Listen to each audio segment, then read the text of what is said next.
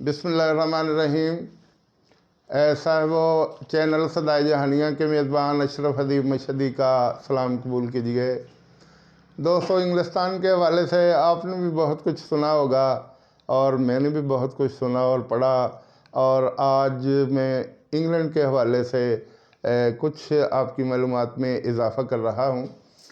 साहिबो, जैसा कि आप जानते हैं कि इंग्लिस्तान में सर्दी बहुत ज़्यादा होती है और वहाँ साल के 365 दिनों में 345 दिन या तो तेज़ बारिश हो रही होती है या तेज़ हवाएं चल रही होती हैं। कभी कभी जब धूप निकलती है तो लोग दरिया के किनारे पे जाके उल्टे लेट के सन बाथ में मसरूफ़ होते हैं और बड़ा वो खुशगवार दिन होता है जब वहाँ धूप निकलती है। हमारे गांव के कुछ लोग वहाँ कारोबार के सिलसिले में गए हुए हैं, जिनमें चौधरी अब्दुर्रहमान धूल और उनकी फैमिली वहाँ मौजूद है।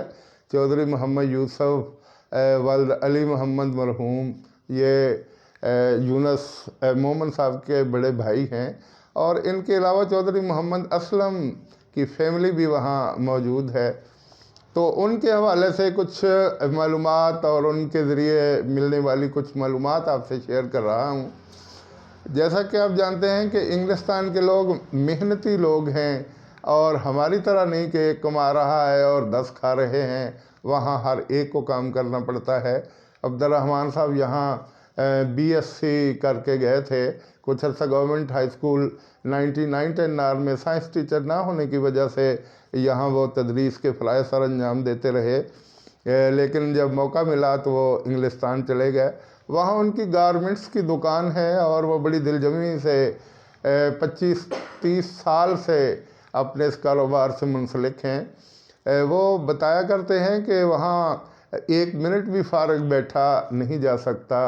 मैं हर रोज़ जाकर अपना स्टोर खोलता हूँ, मेरी अहलिया मेरे साथ होती हैं, वो स्टोर पे बैठ जाती हैं, साथ मुलाजमीन काम करते हैं। मैं वैगन पे रेडीमेड कपड़े लेके कभी एक चौक पे कभी दूसरे चौक पे बड़ी छतरी लगा के, बारिश हो रही होती है, उसके नीचे वो हैंगर्स में टांग के 1 घंटा वहाँ खड़ा होता हूँ। कुछ सेल हो जाती है तो फिर दूसरे और तीसरे, इसी तरह सारा दिन गुजर जाता है। हाफिज़ अशरफ साहब उनके छोटे भाई, जो तारे काटोज़ के नाम से यहाँ उनका स्टोर है, ये जिलानी मस्जिद के करीब, और वो जलालाबाद में रहते हैं। वो 6 माह के लिए एक दफ़ा वहाँ गए तो कहते यकीन करें वहाँ इतना काम करना पड़ता था कि आप सोच नहीं सकते। हम रात के 10 बजे दुकान बंद करते, फिर मैनचेस्टर गाड़ी के ज़रिए जाते, वहाँ से और रेडीमेड कपड़े वगैरह ख़रीद के लाते, फिर उनको रैक्स में सेट करते।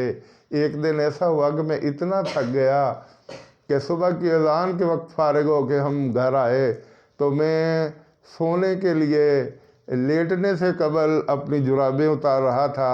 एक जुराब उतारी थी, दूसरी उतार रहा था और वही नींद आ गई, इतना मैं थक चुका था।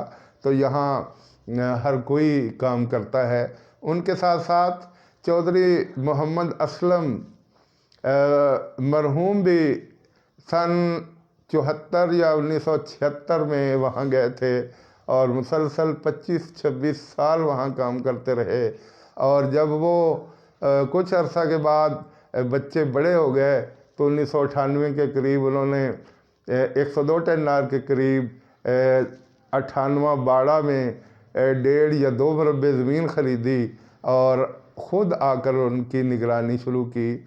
1998 में मरदमशुमारी जारी थी, तो मैं सुल्तान गोंदल जो सरगोदा से तलक रखते थे और पाक आर्मी के जवान थे, मेरे साथ वो मरदमशुमारी के वक्त जाया करते थे। तो जब हम उनके डेरे पे पहुँचे तो उन्होंने छोटी सी चादर बांधी हुई थी और जिस्म पर कोई बुनियान, कोई कमीज़ नहीं थी। ट्रैक्टर पे बैठे अपने मज़दूरों के साथ ये गोबर की खाद खेतों में बखेर रहे थे।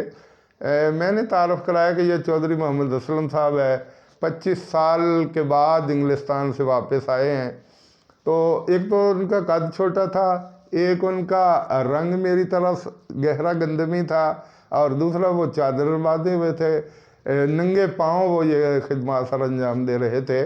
تو سلطان گوندل ہنسا، کہتا یار مینوں تے اداں لگدا اے بندہ کدی 25 سال وچ کتے جہانی بھی نہیں گیا۔ میں نے کہا نہیں، یہ انگلستان میں اپنا ان کا مکان ہے، اپنا کاروبار ہے، اور بڑے انہوں نے وہاں اچھے طریقے سے کام کیا ہے، اپنی فیملی کو سیٹ کیا ہے، یہاں یہ زمین خریدی ہے۔ ان کے بیٹے ذیشان اور عرفان وہاں اب چونکہ کام سنبھال چکے ہیں تو یہ یہاں آگے ہیں۔ چودھری محمد اسلم نے بعد میں کبیر والا اور خانیوال کے سنگم پر، یعنی پرانے خانیوال دے پرلے پاسے یو کے بابا ہوٹل بنایا، اور ان کے ذہن میں تھا کہ یہ ملتان کبیر والا اور خانیوال کے سنگم پہ پڑتا ہے تو خوب سیل ہوا کرے گی۔ وہ لاکھوں روپے اس وقت انہوں نے خرچ کیے اور اس کو انہوں نے آپریشنل کیا، اور کچھ عرصہ وہ وہاں خود بھی نگرانی کرتے رہے۔ لیکن اتفاق ایسا ہوا کہ چند سال قبل رمضان المبارک کے مہینے میں وہ روزہ کی حالت میں خانیوال سے 102 ٹن نار کی طرف آ رہے تھے، تو پرویز والے کے قریب ان کی گاڑی ٹرالے کے نیچے آ گئی۔ نہ جانے کس کی غلطی تھی، بہرحال ان کی گاڑی کچلی گئی، اور اس طرح انہوں نے اپنی جان اللہ تعالیٰ کے سپرد کر دی۔ تو وہ انگلینڈ میں رہتے تھے تو بہت سے واقعات سنایا کرتے تھے کہ پاکستان سے کچھ ہمارے جاننے والے جب وہاں جاتے تو انگلستان میں ایک تو رہائش مہنگی ہے اور دوسرا کھانا مہنگا ہے۔ تعلقات کی وجہ سے ملک ارشد میتلا، ملک مرزا میتلا، ملک نسیم اختر میتلا اور سعید منیس وغیرہ جب وہاں جاتے تو وہ اپنے کام کاج کے بعد شام کو ہمارے ہاں آ کے ٹھہرتے، کھانا کھاتے اور سو جاتے اور ہفتوں وہاں رہتے۔ ان کو بھی یہ سہولت میسر تھی، اور ان کے تعلقات کی بنا پہ میزبانی کر کے ہمیں بھی بڑی خوشی ہوتی تھی۔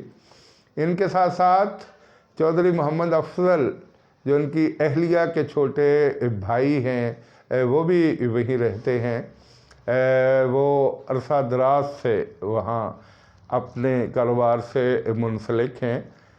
کچھ عرصہ پہلے ان کی ایک بیٹی کی شادی پاکستان کے قومی کرکٹر ناصر جمشید کے ساتھ ہوئی، جو بعد میں جوا کے الزام میں پاکستانی ٹیم سے خارج کر دیے گئے، اور کچھ دیر وہاں وہ جیل میں بھی رہے۔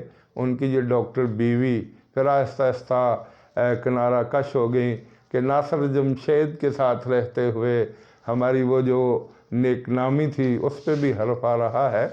تو یہ انگلینڈ ہے۔